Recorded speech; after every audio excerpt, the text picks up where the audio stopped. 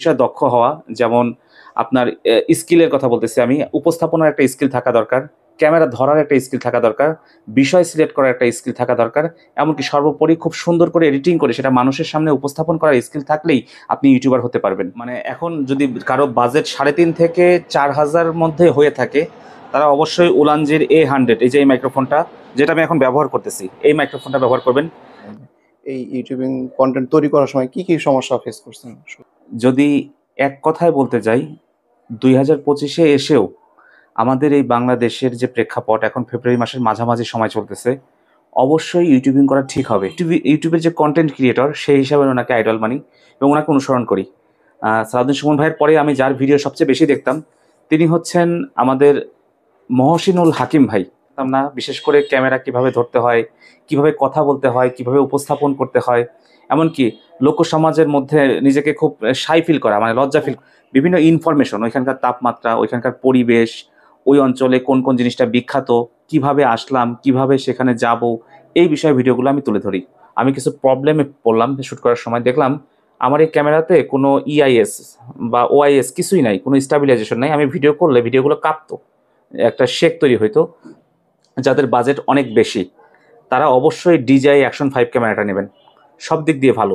যাদের মধ্যবিত্ত বাজেট, সেক্ষেত্রে 15 থেকে 20,000 টাকার ভেতরে আমাদের দেশে এখন ভালো ভালো কিছু মোবাইল আসে, যেমন এই যে Oppo Reno 6টা এখনও পাওয়া যায় আপনার এই দামের মধ্যে। আপনি যমুনা ফিউচার পার্ক থেকে কিনতে পারবেন, বসুন্ধরা থেকে কিনতে পারবেন। এগুলোর স্টাবিলাইজেশন খুবই ভালো।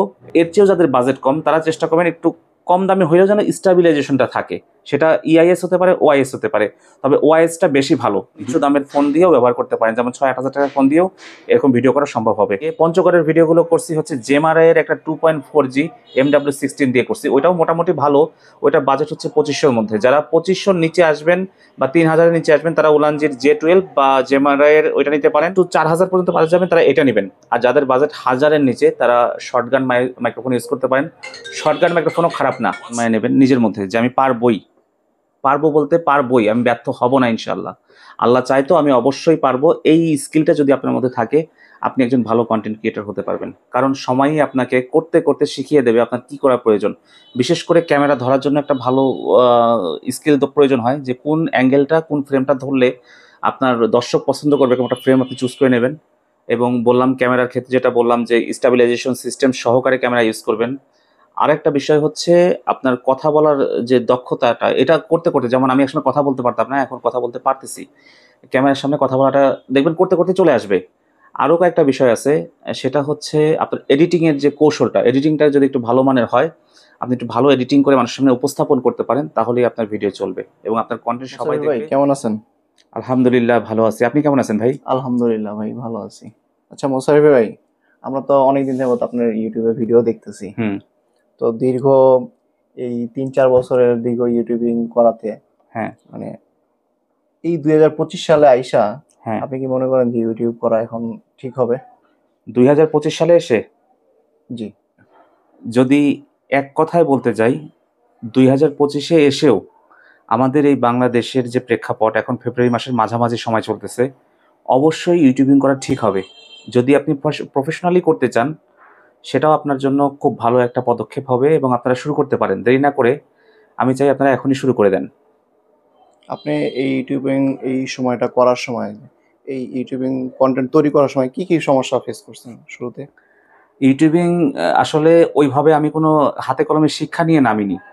আমার কয়েকজন আইডল ছিল।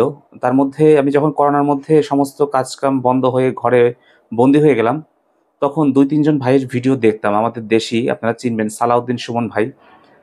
আমি ওনাকে আইডল মানি। ইউটিউবের যে কন্টেন্ট ক্রিয়েটর, সেই হিসাবে ওনাকে আইডল মানি এবং ওনাকে অনুসরণ করি। সালাউদ্দিন সুমন ভাইয়ের পরে আমি যার ভিডিও সবচেয়ে বেশি দেখতাম, তিনি হচ্ছেন আমাদের মহসিনুল হাকিম ভাই, যিনি একসময় যমুনা টেলিভিশনে কাজ করতেন। উনি সুন্দরবন নিয়ে এবং মাছ ধরার যে ভিডিওগুলো দিতেন, আমি অবসর সময়টায় ওই করোনাকালীন সময়ে ঘরে বসে বসে ওনাদের এই মাছ ধরার ভিডিওগুলো খুব আগ্রহ নিয়ে দেখতাম। আমার কাছে খুব ভালো লাগতো। তো আমি বলতে চাই যে ওনাদের ভিডিও দেখে যখন আমি শুরু করছি, তখন আমি কিছুই জানতাম না। আমার অনেক সমস্যা তৈরি হয়েছিল। প্রথমত এডিটিং বিষয়ে কিছুই জানতাম না। আমি যখন শুরু করলাম, আমি শুরু করছিলাম শৌখিনতাবশত। প্রথম যে ভিডিওটা আমার আছে, আমি এখন ডিলিট করি নাই, আমি রেখেই দিব ইনশাল্লাহ। যারা নতুন শুরু করতেছেন তাদের পথপ্রদর্শক হবে এই ভিডিওটা। কারণ আমি যখন শুরু করলাম তখন আমার বেশি খুব বেশি কিছু হেজিটেশন ফিল করতে হয়েছে। আমার ভিডিও দেখলে বুঝতে পারবেন আমি কিছুই জানতাম না, বিশেষ করে ক্যামেরা কিভাবে ধরতে হয়, কিভাবে কথা বলতে হয়, কিভাবে উপস্থাপন করতে হয়, এমনকি লোক সমাজের মধ্যে নিজেকে খুব শাই ফিল করা, মানে লজ্জা ফিল করতাম। যারা নতুন শুরু করবেন তারা দেখবেন এই বিষয়গুলো কাজ করে। তো এগুলো আমার সমস্যা ছিল। সবচেয়ে বেশি সমস্যা যেটা ছিল সেটা হচ্ছে আমি এডিটিং একদমই পারতাম না। এডিটিংটাও আমি ভিডিও দেখে শিখেছি।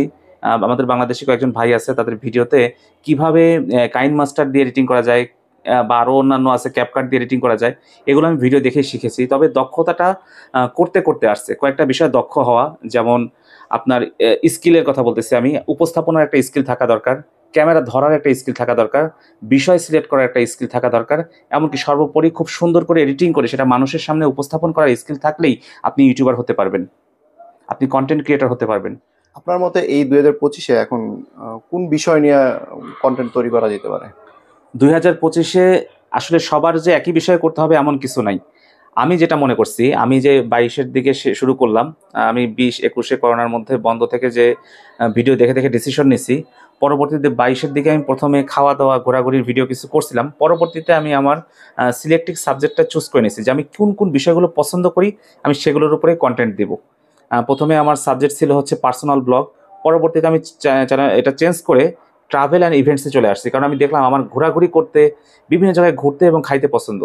তো আমি বিভিন্ন জায়গায় ঘুরে বেড়াচ্ছি এবং কি খাচ্ছি সেটাই আমার ভিডিওতে আপনাদের সাথে তুলে ধরি, এবং বিভিন্ন ইনফরমেশন, ওইখানকার তাপমাত্রা, ওইখানকার পরিবেশ, ওই অঞ্চলে কোন কোন জিনিসটা বিখ্যাত, কিভাবে আসলাম, কিভাবে সেখানে যাব, এই বিষয়ে ভিডিওগুলো আমি তুলে ধরি।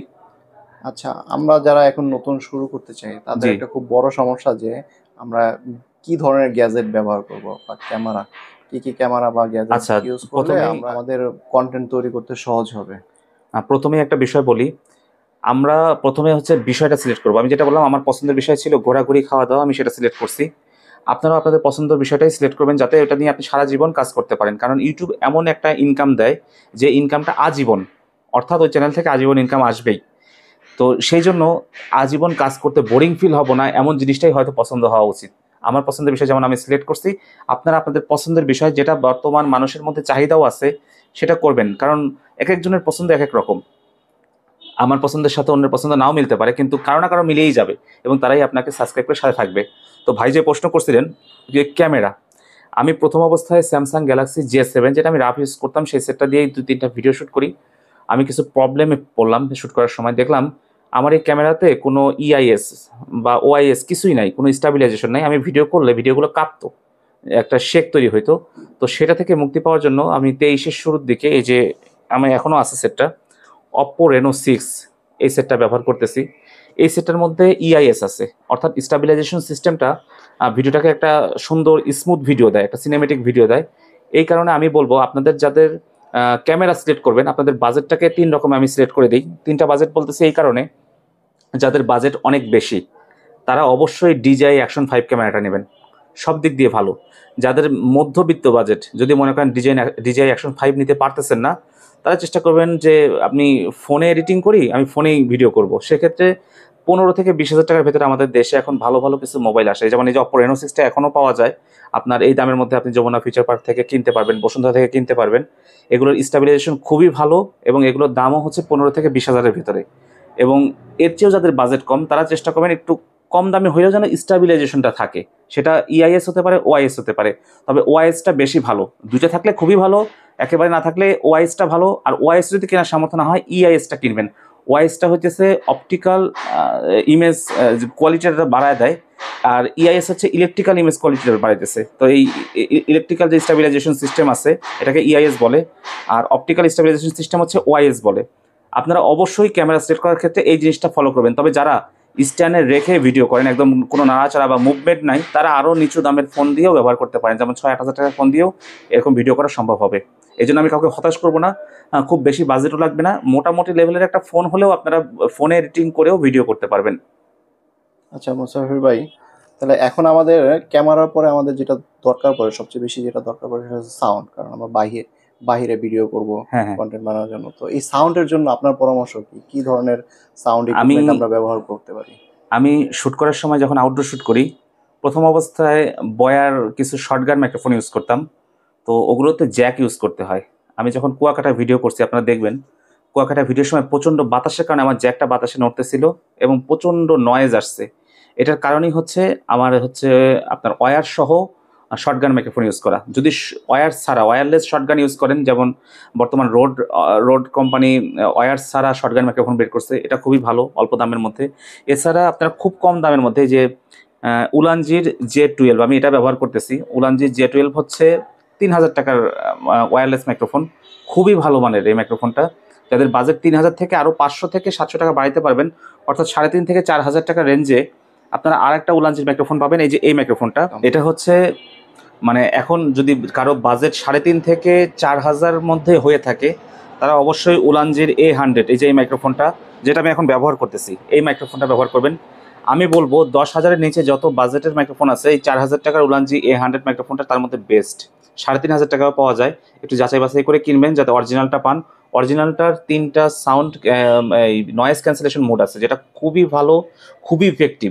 আমি আউটডোর শুটিংয়ের জন্য এখন ব্যবহার করতেছি এটা। আপনারা আমাদের নেক্সট যে ভিডিওগুলো পাবেন, নেক্সটের ভিডিওগুলোতে দেখবেন আমি উলানজি A100 ব্যবহার করতেছি। আর কিছুদিন আগেও আমি ভিডিও করে আসছি, নরসিংদী গিয়েছিলাম, নরসিংদী, কুয়াকাটা, পঞ্চগড়ের ভিডিওগুলো করছি আমি উলানজি দিয়ে। পঞ্চগড়ের ভিডিওগুলো করছি হচ্ছে জেমারায়ের একটা 2.4G MW16 দিয়ে করছি, ওইটাও মোটামুটি ভালো। ওইটা বাজেট হচ্ছে 2500-এর মধ্যে। যারা 2500-র নিচে আসবেন বা 3000-এর নিচে আসবেন, তারা উলানজির J12 বা জেমারায়ের ওইটা নিতে পারেন। আর যারা একটু 4000 পর্যন্ত বাজেট যাবেন, তারা এটা নেবেন। আর যাদের বাজেট 1000-এর নিচে, তারা বয়ার শর্টগান মাইক্রোফোন পাওয়া যায় আমাদের বাইতুল মোকাররম মার্কেটে, মাল্টিপ্ল্যান প্লাজায়। এখানে গেলে আপনারা 1000-এর নিচে বয়ার শর্টগান ইউজ করতে পারেন। ওইটারও যে সাউন্ডের ডিবিটা, ওইটা খুব ভালো নিতে পারে, ওইটাও ভালো হবে আপনাদের জন্য। আর অনেকে আমরা এই যে এয়ারপড প্রো ইউজ করি, সাউন্ড এডিটিংয়ের জন্য ভালো, এটা দিয়েও ভয়েস দেওয়া যায়, এটাও খুব ভালো। মানে এটাতে সাউন্ডের যে ক্যাপাবিলিটিটা, রেকর্ডিং সাউন্ডটা খুব ভালো হয়, এটার কোয়ালিটিও ভালো হয়। আচ্ছা, এখন আপনি আমাদেরকে সাজেস্ট করেন যে আমাদের কি কি স্কিল থাকা দরকার কন্টেন্ট তৈরি করার জন্য। কন্টেন্ট তৈরি করার জন্য সাজেস্ট হচ্ছে আপনি অবশ্যই নিজের মধ্যে আগ্রহ যে আমি পারবো, এটা প্রথমে জন্মায় নেবেন নিজের মধ্যে, যে আমি পারবই। পারবো বলতে পারবই, আমি ব্যর্থ হব না ইনশাল্লাহ। আল্লাহ চাই তো আমি অবশ্যই পারবো। এই স্কিলটা যদি আপনার মধ্যে থাকে, আপনি একজন ভালো কন্টেন্ট ক্রিয়েটর হতে পারবেন। কারণ সময়ই আপনাকে করতে করতে শিখিয়ে দেবে আপনার কী করা প্রয়োজন। বিশেষ করে ক্যামেরা ধরার জন্য একটা ভালো স্কিল তো প্রয়োজন হয়, যে কোন অ্যাঙ্গেলটা, কোন ফ্রেমটা ধরলে আপনার দর্শক পছন্দ করবে, এরকম একটা ফ্রেম আপনি চুজ করে নেবেন। এবং বললাম ক্যামেরার ক্ষেত্রে যেটা বললাম, যে স্টাবিলাইজেশন সিস্টেম সহকারে ক্যামেরা ইউজ করবেন। আরেকটা বিষয় হচ্ছে আপনার কথা বলার যে দক্ষতাটা, এটা করতে করতে, যেমন আমি একসময় কথা বলতে পারতাম না, এখন কথা বলতে পারতেছি। ক্যামেরার সামনে কথা বলাটা দেখবেন করতে করতে চলে আসবে।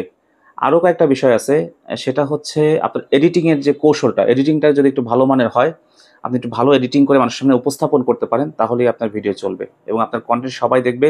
আপনি একই কন্টেন্ট ফেসবুক, ইউটিউব, টিকটক, এমনকি ইনস্টাগ্রামে ইউজ করতে পারবেন। আমি 4টা জায়গায় পেজ খুলছি, প্রত্যেকটা পেজ থেকে আবার আর্নিং হচ্ছে। অর্থাৎ এখন ইউটিউব মনিটাইজেশন দিয়ে দিয়েছে, ফেসবুক মনিটাইজেশন দিয়ে দিয়েছে, টিকটক মনিটাইজেশন দিয়ে দিয়েছে, এমনকি ইনস্টাগ্রাম থেকেও আর্ন হচ্ছে। তো আমি বলতে চাই যে আপনারা যখন থেকে শুরু করবেন, একই কন্টেন্ট 4 জায়গায় ইউজ করবেন, কোনো প্রকার ক্লেম আসবে না। শুধু জাস্ট এডিটিংয়ের সময় খেয়াল রাখবেন আপনি কপিরাইট ক্লেম মুক্ত সাউন্ডগুলো ইউজ করতেছেন, তাহলে আর আপনার কোনো সমস্যা নেই। অসংখ্য ধন্যবাদ, আপনার কাছ থেকে অনেক কিছু জানতে পারলাম। আশা করি এটা আমাদের দর্শকদের কাজে লাগবে, যে তারা নতুন যারা কন্টেন্ট ক্রিয়েটর হইতে চায় তাদের জন্য খুবই উপকার হবে। এবং আমি চেষ্টা করি মানুষকে ভালো কিছু কন্টেন্ট দেওয়ার জন্য, যেটা হালাল হবে এবং যেটা হচ্ছে আপনার ব্যক্তিত্বকে প্রকাশ করবে সুন্দরভাবে, এবং যেটার দ্বারা আপনি সহজভাবে অর্থ উপার্জন করতে পারবেন। এই সব কিছুই আল্লাহ আমাকে দিয়েছে এবং এই কারণেই আমি আল্লাহর কাছে শুকরিয়া জানাচ্ছি। এবং এমন কিছু কন্টেন্ট ক্রিয়েটরকে আমি অনুসরণ করতেছি যারা আমাদের দেশের আইডল হয়ে দাঁড়াবে সামনে। সুমন ভাইকে আমি সবচেয়ে প্রথম থেকে অনুসরণ করি, মহসিনুল হাকিম ভাইকে অনুসরণ করি, আমাদের নাদির অন দ্য গো, উনি যে ট্রাভেল ব্লগগুলো করে, খুব ইনফরমেটিভ ভিডিও করে। তো এই ইনফরমেটিভ ভিডিওগুলো আমার খুব পছন্দ, তো আমি ওনাকেও অনুসরণ করি। আমি যে শুধু একজনকে অনুসরণ করি এরকম না, আস্তে আস্তে করতে করতে পর্যায়ক্রমে আমি শিখে যাচ্ছি। তো আপনারাও এরকম আপনাদের সিলেক্টিভ সাবজেক্ট অনুযায়ী তাদের ভিডিওগুলো দেখবেন, ভালো ভালো কন্টেন্ট ক্রিয়েটরের ভিডিওগুলো দেখবেন, দেখলে আপনি বুঝতে পারবেন আপনার কী করা উচিত। স্টেপ বাই স্টেপ আপনি ইনশাল্লাহ নিজেই বুঝে যাবেন আপনার কী করা উচিত। ধন্যবাদ। আপনাকে অসংখ্য ধন্যবাদ যে আপনি আমার সুন্দর একটা উপস্থাপন নিলেন। আমার সমস্ত বন্ধুদের ধন্যবাদ জানাচ্ছি, যে তারাও যাতে আমাদের যেভাবে পাশে ছিল, একদম সেই 0 থেকে আজকে 5000-এর ফ্যামিলি, এটাই হচ্ছে একদম মূল ফ্যামিলিটা। এবং এদের কাছে অশেষ কৃতজ্ঞতা, যারা দেখে বলেই আজকে আমরা এই পর্যন্ত আসতে পারছি। তো সবাইকে ধন্যবাদ জানাচ্ছি। মুসাফির কালেকশন থেকে বিদায় নিচ্ছি। আসসালামু আলাইকুম রহমতুল্লাহ।